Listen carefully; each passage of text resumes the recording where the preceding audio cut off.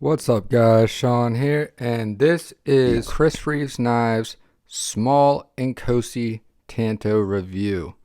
So this is a knife that was in for sharpening from the niece. As you can see, I put a beautiful edge on this. I converted it to a V grind.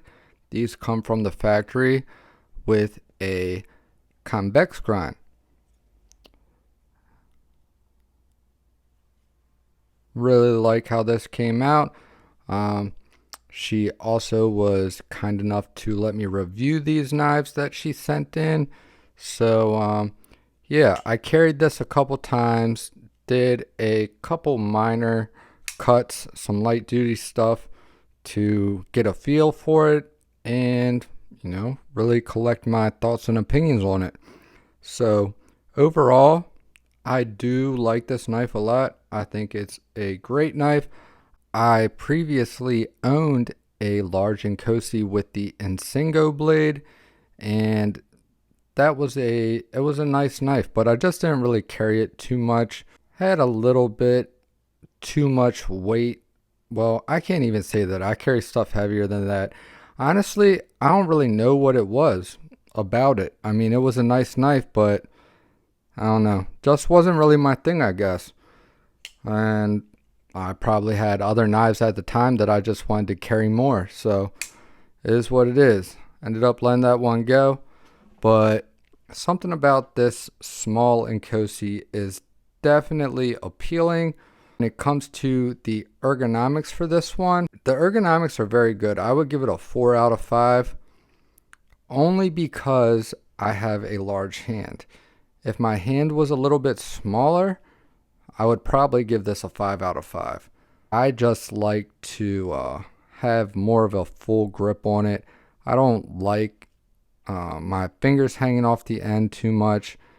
And with these two little finger grooves right here, they are not really spaced far enough apart for my fat fingers to comfortably lay in between them. It kind of cramps my fingers in between there, and that causes it to be a little bit less comfortable than it should be. So the clip got a 4 out of 5 also. Clip works good. The tension's a little bit tight, but that's because it is a very solid clip. No flex to this. Not a clip that you're going to have to worry about really bending and breaking and stuff like that. So it is a good fit for this, considering Chris Reeves knives being hard use capable folders. A heavy duty clip suits it well. For carry, I give it a 5 out of 5. This has a nice small profile, carries well. Barely know it's in the pocket, so no issues there. For the action, I gave it a 3 out of 5. This knife is on washers. It is a slow roll kind of knife. Definitely not a fall shut knife. It is a give it a really good shake and maybe it'll close knife. But I mean, action isn't everything that knives are made up to be. If action's super important to you and you like flicking your knives a lot, this one's not going to be very fun to flick. And the main reason for that, it's not because of the detent. The detent is actually pretty good, but the thumb studs are not very big and they come to a point, and you also don't have a lot of room to get the meat of your thumb up under there. So all those factors considered, it becomes very uncomfortable very quick because that little point pushes right into the bone of your thumb. Also, if your hands are wet or sweaty or slippery for any reason, good luck getting traction on that thumb stud. You're going to have to press your thumb into it very hard, and it's going to become even more uncomfortable. So that is one downfall to this knife. but don't write it off just yet. For the hardware, it gets a 5 out of 5. Has some nice, beefy, oversized hardware, and it's also minimal hardware construction. We have a massive pivot, and then we have 2 standoffs and 1 clip screw. So I really like the minimalist construction. That will make for easy maintenance, and with the oversized beefy hardware, that will give you a ton of life. You can do maintenance on this knife every day for years and years and years and not have an issue, because these screws are going to look how deep that is. That is a screw that's meant to be used frequently, or it's at least built tough enough to be able to handle it, as long as you're using the right size hex. So that's one thing to keep in mind. If you don't use the right size, it is not fault of the screw. It is then it becomes on you.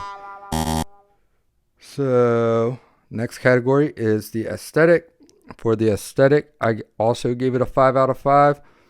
I do find this knife very appealing visually. I've always thought that Chris Reeves knives are very photogenic. Whenever I see some knife photography with Chris Reeves knives, I haven't seen too many that didn't look really cool. So there's something about it just visually that is very appealing. Maybe it's the simpleness.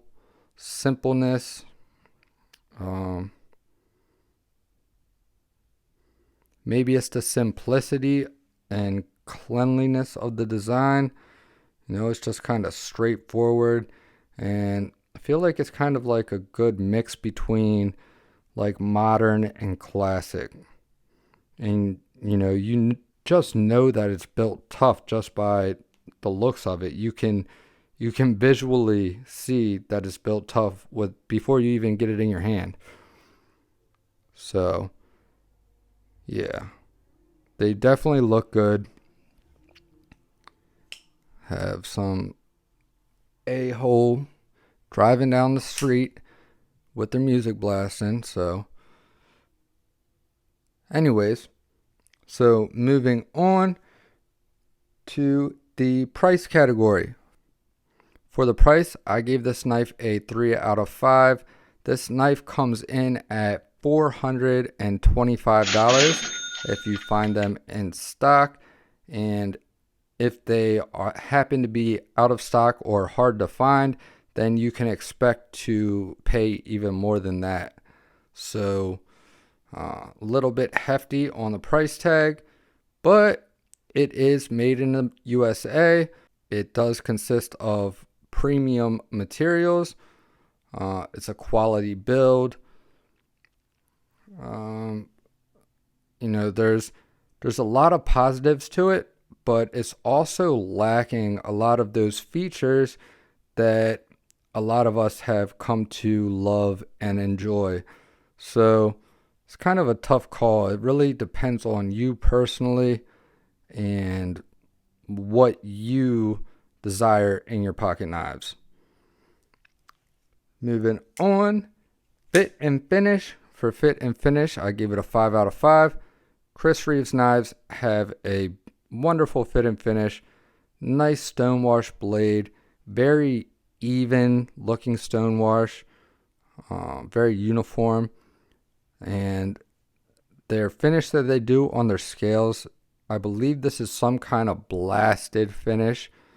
And that also looks really good too, and offers a little bit of texture to the plain titanium at the same time. And it's something that I've seen a lot of other companies try to imitate, and nobody does it quite as good as Chris Reeves knives. There's just, there's something special to whatever process they use. They definitely have it down, and it is a very durable, and there's no other finish or texture that I would rather have on a plain titanium handle, because it offers texture. You don't have to worry about scratches showing up very easily, and it's a coating that's going to hold up to abuse over time. For the acoustics, this knife gets a 3 out of 5. It would actually be less, but it does have a little snap to it. It's on the quieter side.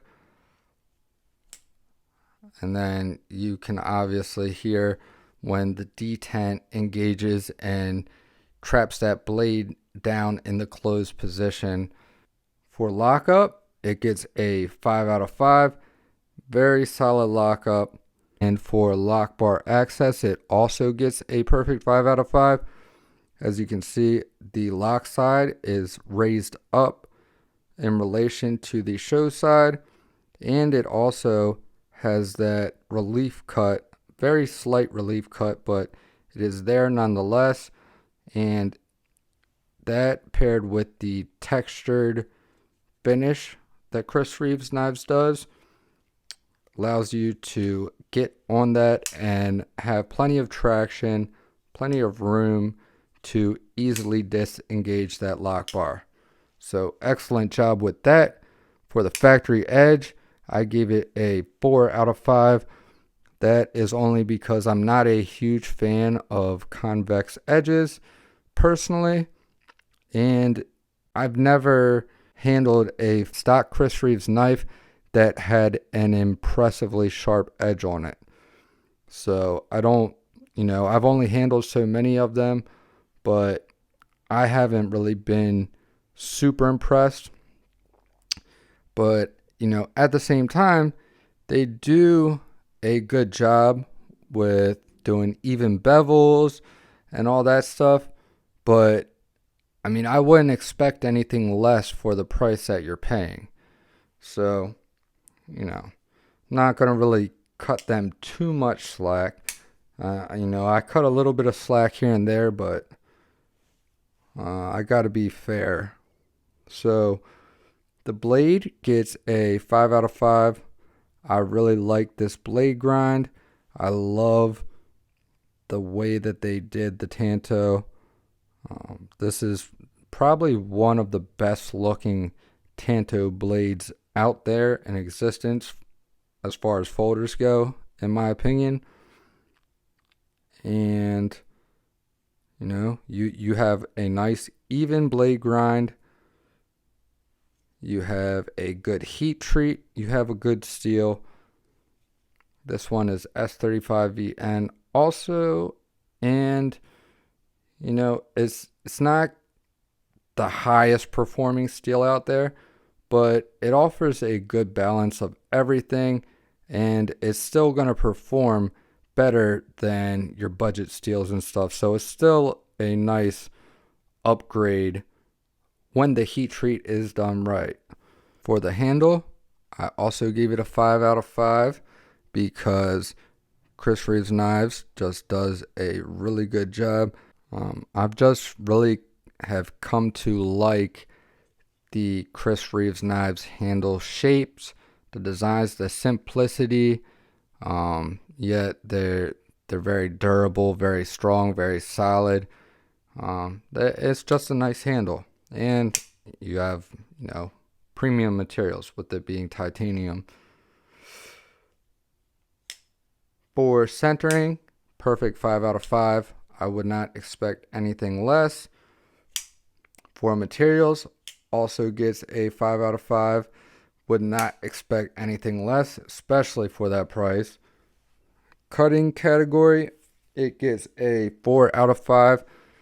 That is due to the fact that for this size of a knife, you do have, it's not a overly thick blade stock at the spine, but it's certainly not thin. It's not designed to be thin. It's supposed to be able to handle hard use and abuse. So, I wasn't going to punish it too bad, but it's just not, it cuts well, but it's just not a laser. For the overall design, I gave it a 5 out of 5. Overall, I think it is a beautiful knife, beautiful design, and it is one that has, stood the test of time so far, and I'm sure it will continue to do so for, decades to come.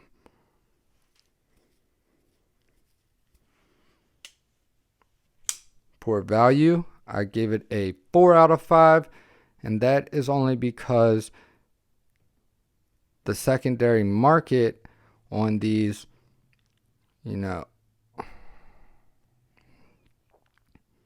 for value, I gave it a 4 out of 5, and that is only because there is a lot of competition in the same price range, and I mean a lot. So to spend that kind of money and choose this knife over your other options, you have to be pretty sure on what you want. But if you've always wanted a Chris Reeves knife, I would definitely suggest, buying one, try it out. And you can always sell it and get hopefully all your money back, or at least the majority of your money back. Last category, the fidget factor. The fidget factor on this is a 1. This knife is not really fun to flick, for me personally at least, because the thumb stud is not comfortable. Your only means of deployment really is this thumb stud. I can reverse flick it with wrist occasionally, but the risk of it flying out of my hand is just too high, so I don't do that with this knife. It's just too hard to get a secure grip on it and muscle my middle finger, enough meat of my middle finger behind that to push it up. It doesn't work well. So it's not a fidgety knife, but it still is a very good knife. So altogether, this knife got a 86 out of 100. Not a horrible score, but it's definitely not the best that I have rated. So but that's just based off of my personal opinions, my personal experience. So that could vary for you. And, I definitely wouldn't want to scare somebody away from trying one of these because they are very nice knives. So with that, I will close this one out. Hope you guys enjoyed it. Thank you guys for watching. I love you guys. Jesus loves you. Stay tuned, and I will see you guys in the next one. Peace.